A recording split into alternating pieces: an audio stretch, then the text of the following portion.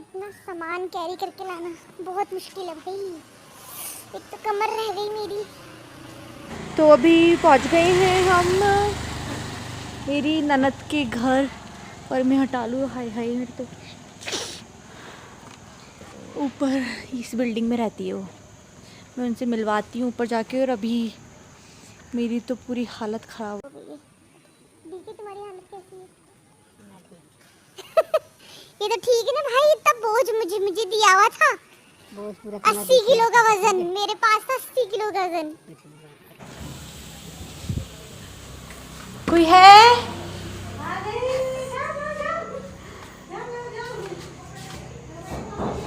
अरे कौन है? लेने तो आया ही नहीं कोई। निक्की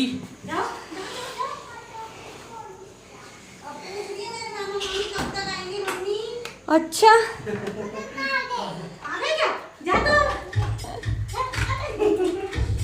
ओह, हमारे आते गाने भी चलने गए। चल रहे थे। हाय बोल, पहले नाम बताओ, आपका नाम क्या है? नाम बताओ क्या है? जल्दी से बता, फिर वीडियो देखती ना मेरे उस पे आएगा। जल्दी से बता। नेहा है क्या? नेहा नेहा है क्या? है? कौन है? निक्की है, निक्की। और ये तो बताती नहीं है लड़की। ये निक्की है, मेरी ननद की बेटी है, मेरी ननद से मिलवाती है। और ये है मेरी जिया जी, अभी ऑफिस जाएंगे नाइट शिफ्ट में और अभी डिनर कर रहे हैं। और मेरी ननद से मिलवाती हूँ, मैं खाना बना रही हूँ। और ये है मेरी प्यारी सी ननद। अब मैं हक कर लेती हूँ, मैंने सैनिटाइज कर दिया खुद को। चलो अब मैं डिनर करूँगी, सबसे बातें करूँगी, फिर मैं आपसे मिलती हूँ। Bye.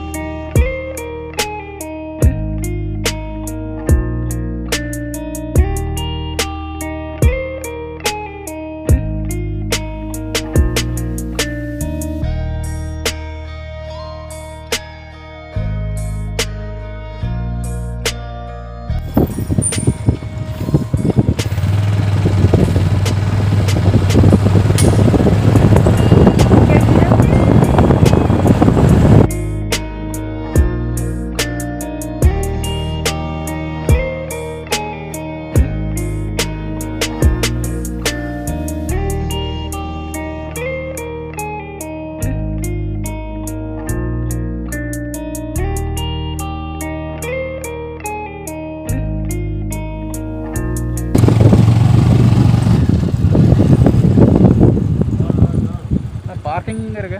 Parking parking straight right है। ये लिखा ना पार्किंग, मुझे यहीं उतार दो।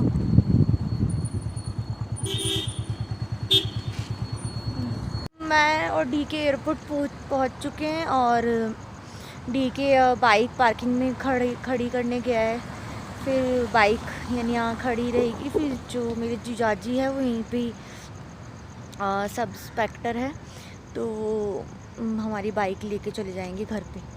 और सामान, इतना सामान हम बाइक पे लेके आए हैं, गॉड इतनी परेशान हो गई। और मैंने घर से निकलते टाइम व्लॉग नहीं किया एक्चुअली, सब लोग सो रहे थे तो अच्छा नहीं लगता है, नहीं आवाज़ इतनी हुई, क्योंकि हम लोग 5 बजे ही निकल गए थे यानी घर से। और 5:30 बज गए, अभी आधा घंटा लगा पहुँचने में। तो अभी अंदर जाते हैं, फिर पॉसिबल हुआ तो मैं ब्लॉग करती हूँ या आपसे बात करती हूँ, नहीं तो फिर जयपुर मिलके बात करते हैं। Bye bye.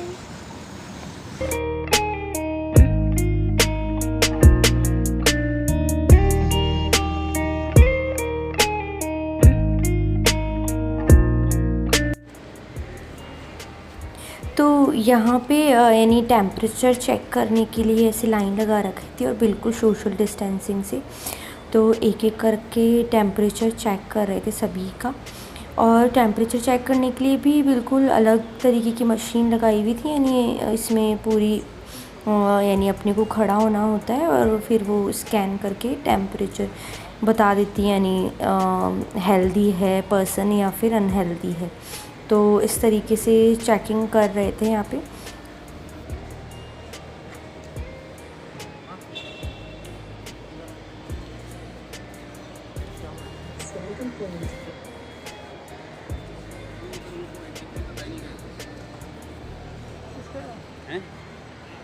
नहीं, पुलिस स्टेशन में मैंने पूछा, लेकिन पहले वो आपका स्टाफ का ही था ना, उसने बोला कि आगे ही चले जाओ, यहाँ पे आके आने को बोला था। वो एक दो बाइक खड़ी होगी, उधर पूछ के लगा देंगे।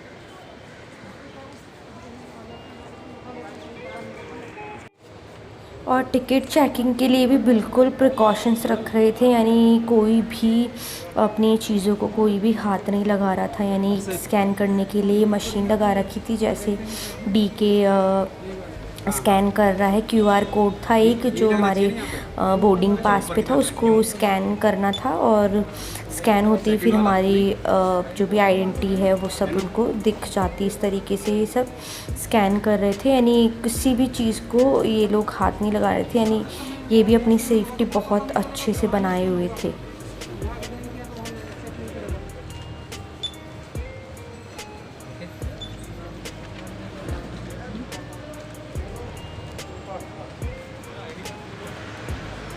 और फिर जब हम अंदर एयरपोर्ट में पहुँचे तो वहाँ पे बिल्कुल भी रश नहीं था। यानी पहले कैसे सभी जो एयरलाइंस के काउंटर्स थे उन पे भीड़ लगी रहती थी, बट अभी ऐसा कुछ भी माहौल नहीं मिला है। यानी मुश्किल से 10 से 15 लोग थे हम, और इतनी ही भीड़ थी, यानी ज़्यादा भीड़ नहीं थी। और जो भी एयरलाइंस वालों ने सब ने एक मशीन लगाई हुई थी, उसी में से जो अपना टिकट होता है जो अपने बैग वगैरह पे लगता है वो निकलता है अपना।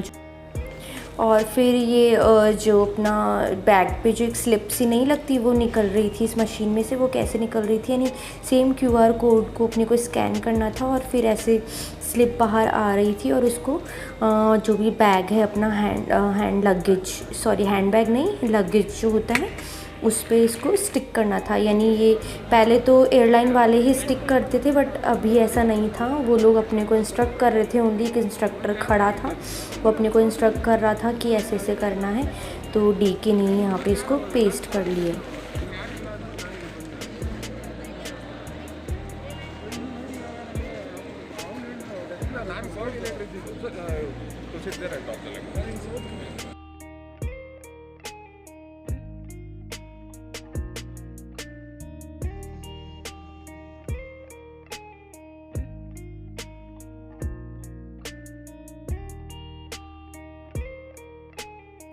और फिर यहाँ पे हमें जो भी फेस शील्ड और जो पीपीई किट के लिए लाइन में लग के और हमें टिकट नंबर दिखा के वो सामान सब लेना था। और पीपीई किट किसको पहना रहे थे, यानी फ़्लाइट में 3 सीट होती है A B C, तो जो बी वाली सीट होती है यानी सेंटर वाली, उसको पीपीई किट पहनना था। यानी तो डीके की बिल्कुल सेंटर वाली सीट थी, तो उसको पीपीई किट पहनाया, और मैं ओनली फेस शील्ड पहनी ओनली। तो वहाँ वीडियो रिकॉर्डिंग उनने मना कर दी, इसलिए रिकॉर्डिंग नहीं कर पाई मैं।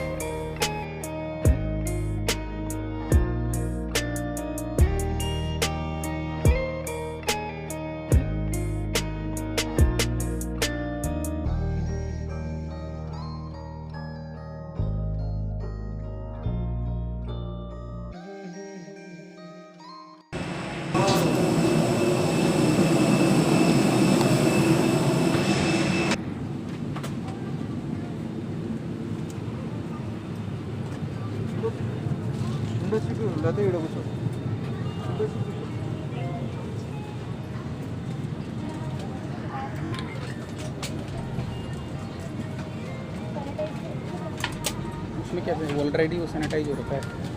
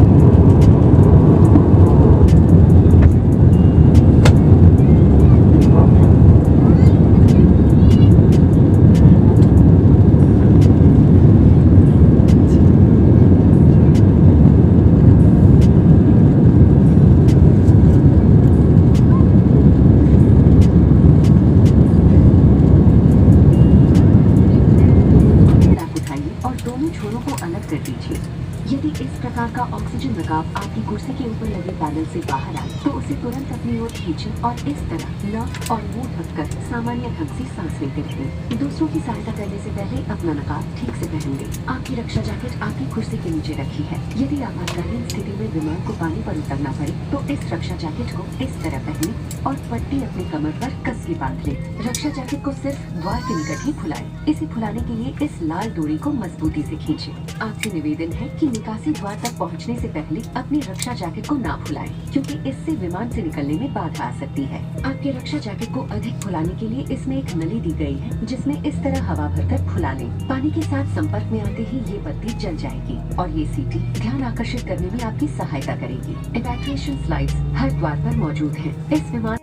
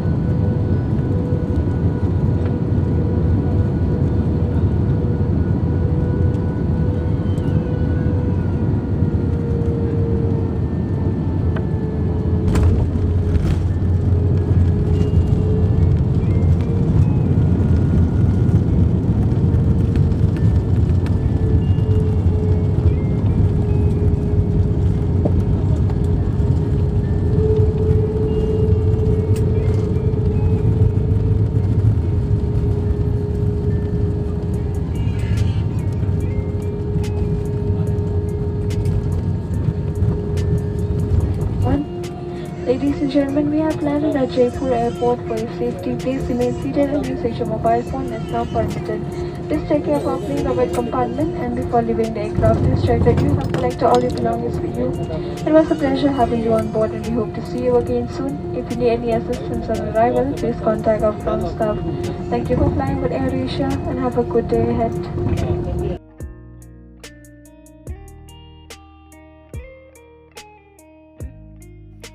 फिर जब हम जयपुर के एयरपोर्ट पे उतरे तो वहाँ भी सेम बिल्कुल भी रश नहीं था, यानी सब काउंटर खाली पड़े थे और ऐसे बैग्स लेते टाइम भी बिल्कुल भीड़ नहीं थी। नहीं तो पहले जब बैग आते तो बिल्कुल आधा घंटा हमें वेट करना होता था। यही तो है अपना।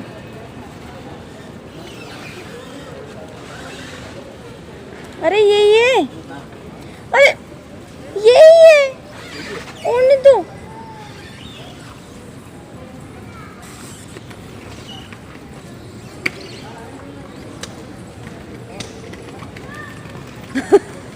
बैग भूल गए अपना। मुझे तो याद था। बैग्स वगैरह लेने के बाद वापस हमें लाइन में लगना पड़ा। यहाँ पे सेम वापस टेम्परेचर चेक कर रहे थे और जिसका भी ज़्यादा था उसको कोविड टेस्ट किया जा रहा था। तो इस तरीके से लाइन लगी थी, वो भी सोशल डिस्टेंसिंग से। और वहाँ पे 2-3 काउंटर बने थे, यानी एक साथ 3 से 4 जने टेस्ट कर रहे थे।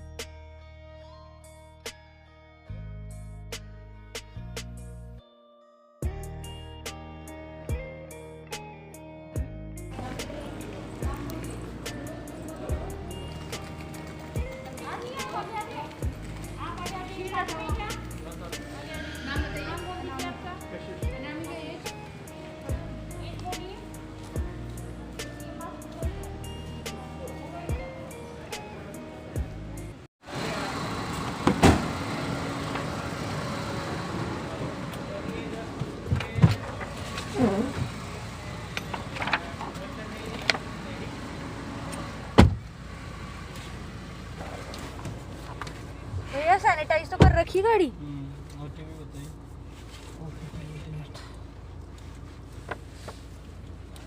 तो हम जयपुर पहुंच चुके हैं और एयरपोर्ट से बस अभी निकले हैं, कैब से ही जा रहे हैं। पहले हमारी प्लानिंग थी कि कुछ यानी कोई लेने आ जाएगा, बट वो पॉसिबल नहीं हो पाया, तो हमने कैब ही बुक करी।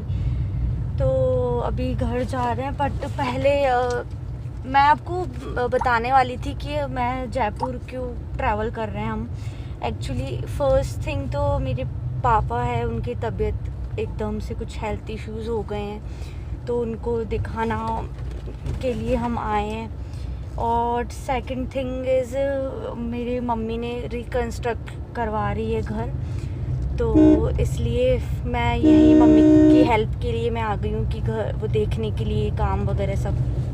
इसलिए 2 चीज़ें थी, तो हमें प्लान करना पड़ा जयपुर आने के लिए। और बट अभी फ़्लाइट से उतरते ही इतनी टेंशन हो गई मुझे तो बहुत, यानी मेरा टेम्परेचर वगैरह चेक किया उन्होंने, पता नहीं कुछ टेम्परेचर ज़्यादा आया होगा या हाँ ज़्यादा आया होगा, तभी उन्होंने मेरा कोविड टेस्ट किया है। अभी 2 दिन बाद रिज़ल्ट आएगा। उन्होंने 2 दिन बाद बोला कि 2 दिन बाद फ़ोन आया तो यानी कुछ प्रॉब्लम है, अगर नहीं आया तो सब कुछ ठीक है। मगर होप सो भगवान सब ठीक रहे, क्योंकि सिम्टम्स तो कुछ भी नहीं, सब ठीक लग रहा है मुझे तो, यानी कुछ भी प्रॉब्लम नहीं लग रही। तो अभी हम लोग यानी मेरी मम्मी के पास नहीं जा रहे हैं, सबसे पहले मेरे पापा यानी मेरे ससुर जी, उनके पास मिलने जा रहे हैं। फिर वहीं पे हम नहाएंगे, सब सैनिटाइज़ करेंगे खुद को, देन फिर मेरी मम्मी के पास आएंगे। तो मैं वहाँ पहुँचती हूँ, फिर मैं आपसे मिलती हूँ। तो अभी मैं नहा ली हूँ और मैंने लंच भी कर लिया है, और मैं मेरी ननद की जो मेरी अनमैरिड है मेरी ननद और देवर, वो जयपुर में रहते हैं, तो उन्होंने यहाँ रूम रेंट पे ले रखा है, तो उसमें रूम है 2-3 रूम्स। तो फिर मैंने सोचा मैं यहीं पे ही रह लेती, क्योंकि फिर मुझे क्वारंटाइन भी रहना पड़ेगा, क्योंकि रिपोर्ट 2 दिन में आएगी, उसने 2 दिन का नाम दिया, तो 2 दिन तक मुझे प्रिकॉशंस रखने पड़ेंगे। तो फिर मैंने सोचा मैं यहीं रह लेती हूँ और मम्मी के जाऊँगी मैं बाद में, तो इसलिए मैं यहीं रुकी हूँ। और फिर मैं ऐसे इस रूम में, अलग से एक रूम है, उसमें मेरा सामान मैंने रख लिया है और मैं किसी से भी नहीं मिल रही। मेरा अलग से मेरे बर्तन, मेरी बॉटल वगैरह सब मैंने अलग से रख लिए, और किसी से मिलना नहीं। अगर मिलूँगी तो मैं मास्क पहन के यानी प्रिकॉशंस, पूरे प्रिकॉशंस रखूँगी, यानी मेरी वजह से मैं चाहती नहीं कोई और यानी पॉजिटिव आए या फिर कोई और बीमार हुई। तो अब मैं ब्लॉग यहीं एंड कर रही हूँ। रिपोर्ट आएगी जब मैं आपको बता दूँगी न्यूज़ क्या है। तभी के लिए बाय।